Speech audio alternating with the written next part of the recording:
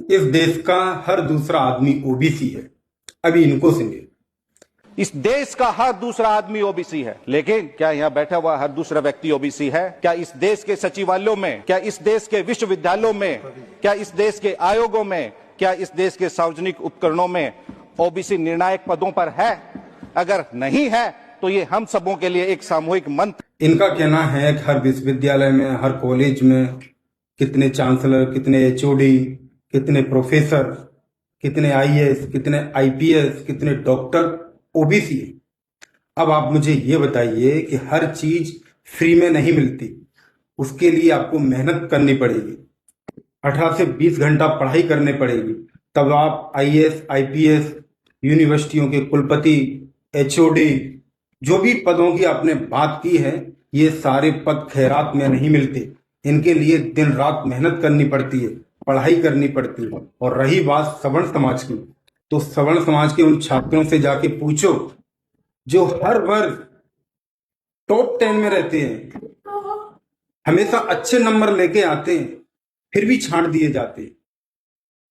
और आज भी जो आप बोल रहे हो कि हर दूसरा आदमी ओबीसी है, इतना सब कुछ होने के बाद भी, इतना आरक्षण तुम लोगों को देने के बाद भी उच्च पदों पर बैठे हैं, अधिक संख्या में बैठे, और वो किसी की खैरात में नहीं, किसी आरक्षण की वजह से नहीं, अपनी मेहनत पे बैठे।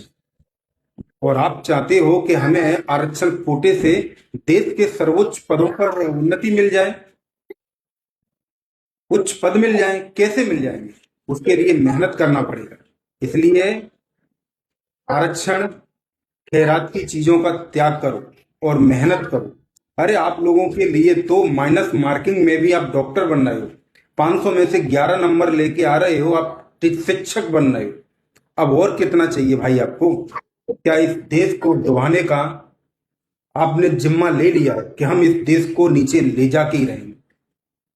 अगर देश में योग्य लोग उच्च पदों पर या सिस्टम में नहीं रहेंगे तो देश उन्नति कैसे करेगा?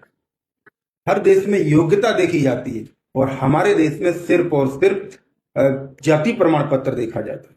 और फिर बोलते हो कि हमारी इतनी जनसंख्या है, हमें इतना पद दो, हमें इतने आरक्षण से हमें नौकरी दो।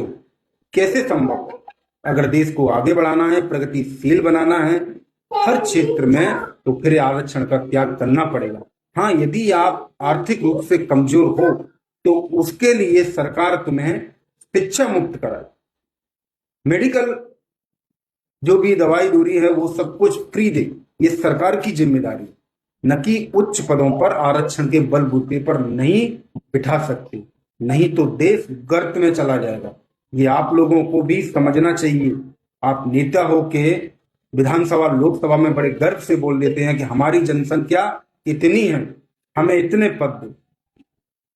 50% के अंदर दिया है ना, तो 50% तो योग्य लोगों के लिए रहने दो, नहीं तो ये देश बर्बाद हो जाएगा। फिर बोलोगे कि अमेरिका कहाँ पहुंच गया, जापान कहाँ पहुंच गया, हम कहाँ पहुंच गए। और कुछ लोग तो ये बोलते हैं विधानसभा भवन में बैठ के कि एआई आया है, हर देश तरक्की की, हमारे देश कौन से नंबर पर उसमें? तो उसके लिए आरक्षण तो भी छोड़ना पड़ेगा, योग्य लोगों को तो सिस्टम में लाना पड़ेगा। तो बस इतना ही कहना चाहूंगा। जय हिंद, जय भारत, जय श्री राम।